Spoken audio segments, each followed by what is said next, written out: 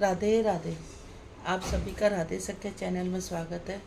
भगवान श्री हरि और माता रानी से प्रार्थना करते हैं कि आप सब लोग सुरक्षित होंगे, सुखी होंगे, ठीक प्रकार से होंगे। आप सभी को आज मोहिनी काशी है।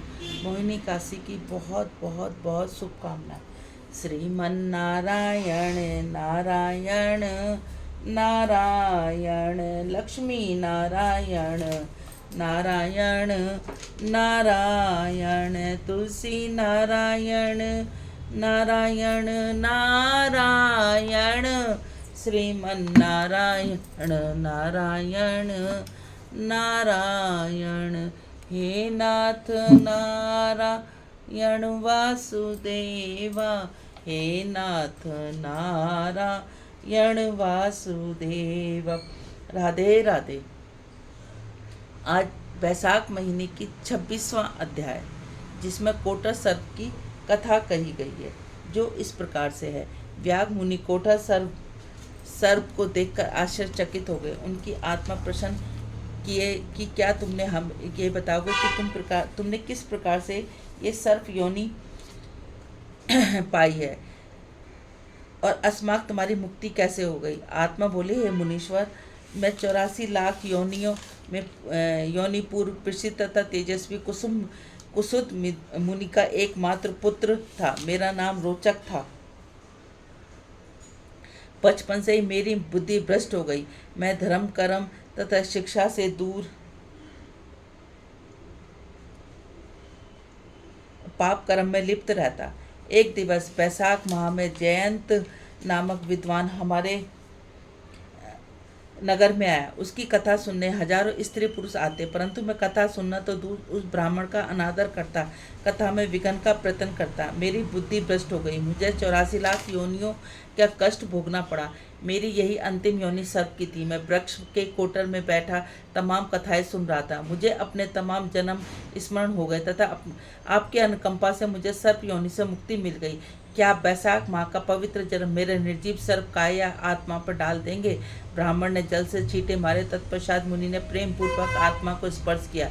उसने बताया कि अब तेरा जन्म दर्पण देश के एक विद्वान ब्राह्मण के घर होगा। तेरा प्रसिद्ध नाम वेद शर्मा होगा। अतः तू अब प्रभु की शरण में जाओ, तुम्हारा भाग्य उदय हो गया। तत्पश्चात वह आत्मा ब्राह्मण मुनीश्वर की परिक्रमा करके स्वर्गलोक को प्रस्थान कर गई। ब्राह्मण मुनि ने व्याग सहित उस रात्रि वहीं सरोवर के निकट विश्राम किया। विश्राम करने से पूर्व ब्राह्मण ने व्याग को ईश्वर के अवतारों तथा अनेक धार्मिक कथाएं सुनाई। प्रातः आनंद से व्याग से तथा मुनि से स्नान किया तथा मुनि ने व्याग को बताया, ईश्वर का नाम जप परम कल्याणकारी। तूने हृदय मन लगाकर बैसाख का पवित्र मातरम यह कथाएं सुनी, अतः तू सर्वरोहण का अधिकारी बन चुका है। व्याग ने अति प्रेम से मुनीश्वर की रज अपने माथे का स्पर्श किया और दुर्लभ ऋषि प्राप्त किया। इस प्रकार महापापी व्याग ने बैसाख माह का स्वर्ण अमरत्व की प्राप्ति की। जीवन पर्यंत स्थान स्थान का भ्रमण करके शुभदायक व मोक्षदायक फल प्राप्ति की कथाएं सुनता रहा। अंतकाल में स्वयं भगवान विष्णु प्रकट हुए, व्याग को हृदय से लगाया। प्रेम सहित सर्वरोहण के लिए वे अपने स्थान ले गए। बोलो बैसाख महात्म की जय।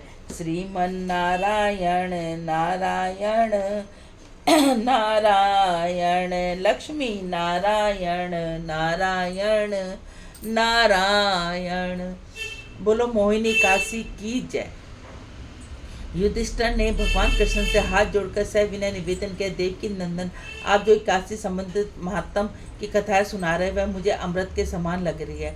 अब यह बताने की कृपा कीजिए कि बैसाख के शुक्ल पक्ष की काशी को किस नाम से पुकारा जाता है और इसकी क्या कथा है। भगवान परम स्नेह से प्रिय पांडु पुत्र से कहा कि भगवान श्री रामचंद्र जी ने मुनीश्वर वशिष्ठ से पूछा था, अतः उसके मध्य हुई वार्तालाप में तुम्हें सुनाता हूँ। एक बार भगवान रामचंद्र ने महात्मा वशिष्ठ से कहा, गौरव, मेरे वैदिक सीता के वियोग में बड़े दुख सहे, इससे मेरे चित्त में अभी भी शांति नहीं कि कृपा करके मुझे कोई ऐसा व्रत बतलाइए जिससे मेरा चित्त शांत हो जाए। वशिष्ठ बोले, राजन, तुम्हारा प्रश्न तो बहुत उत्तम है।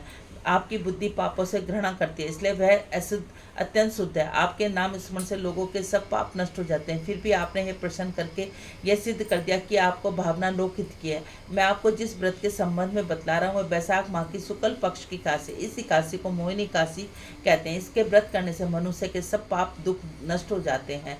वशिष्ठ ने एक क्षण रुके और बोले, अब मैं तुम्हें संबंधित कथा सुनाता हूँ। सरस्वती नदी के तट पर एक नगरी बसी।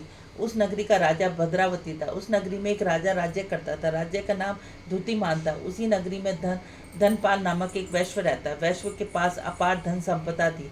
वह अत्यंत धार्मिक स्वभाव का था। विष्णु भगवान की भक्ति में लीन रहता। उसने अपने धार्मिक स्वभाव के कारण अनेक भोजनालय, धर्मशालाएं, प्याऊ, कुआं, तालाब बनवाए। रास्ते के सारे अनेक वृक्ष लगवाए ताकि आने जाने वाले लोग वहां विश्राम कर सके। वैश्व के 5 पुत्र थे। उनमें जो सबसे बड़ा था वह बड़ा पापी था। वैश्य और गुंडों की संगति करता, अपना अधिकांश समय जुआ खेलने में बिताता। पराई स्त्रियों के साथ भोग विलास में उसकी रुचि रहती। देवता पितर के प्रति उसका कोई लगाव नहीं था। वह अपने पिता के धन को बुरे व्यसनानों में खर्च किया करता, मदिरा पीता, मांस भक्षण करता। अनेकों बुराइयां के कारण पिता, भाई, परिवार वालों ने निंदा करते उसे घर से निकाल दिया। घर से निकलने के बाद इन्हीं व्याधानों से उसे अपने तन के आभूषण, कीमती वस्त्र भी बेच दिए। जब उसके पास कुछ नहीं रहा तो वैश्यों ने उसे फटकार दिया। गुंडों ने भी उसका साथ छोड़ दिया। भूख प्यास से दुखी रहने लगा। तब उसके मस्तिष्क में चोरी करने का विचार आया। वह चोरी करने लगा। एक दिन चोरी करते हुए पकड़ा गया। वैश्य के लिहाज से सिपाही ने उसे छोड़ दिया, फिर भी उसने चोरी करनी नहीं छोड़ी। राजा ने के कारागार में बंद किया। महाराजा ने उसे बड़े कष्ट दिए। उसे नगरी को छोड़कर चले जाने का आदेश सुना दिया। नगरी छोड़कर वह बहेलिया बन गया और जंगल में पशु पक्षियों को मारकर खाने लगा। एक दिन वह भूख प्यास से तड़पता हुआ भोजन की तलाश में निकला तो एक आश्रम तक पहुंच गया। आश्रम में कौंडिक ऋषि थे। बैसाख का महीना था। ऋषि गंगा स्नान करके आए। तब उनके गीले वस्त्रों से के छींटे उसके दुष्ट के तन पर पड़े तो उसकी बुद्धि कुछ शांत हुई। शुद्ध बुद्धि के प्रभाव से दुष्ट हाथ जोड़कर मुनि से कहने लगा, मुनि, मैंने बड़ा पाप में जीवन जिया। कृपया यह कोई उपाय बताए जिससे उन पापों को छुटकारा प्राप्त कर लूँ। अब मेरे पास न धन है न कोई साधन है। कोई ऐसा उपाय बताए जिसके धन की आवश्यकता न हो। ऋषि उसकी मर्मयी वाणी से पिघल गए।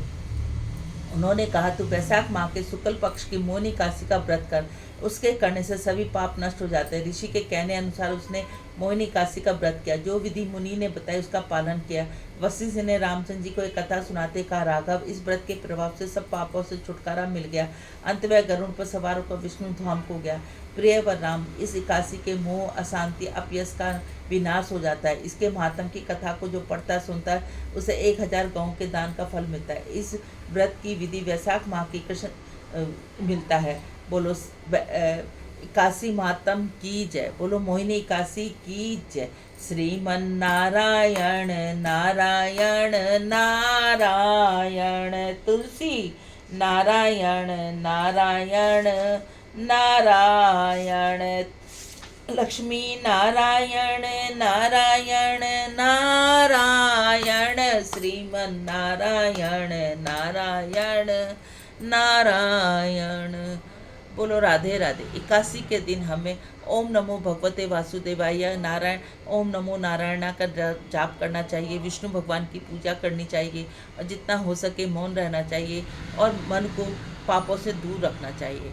बोलो राधे राधे। यदि आप सब लोगों को चैनल अच्छा लगता है तो इसको ज़्यादा से ज़्यादा लाइक करें, ज़्यादा से ज़्यादा शेयर करें। नए हैं तो सब्सक्राइब करें, बेल आइकन को ज़रूर दबाएं। बोलो राधे राधे।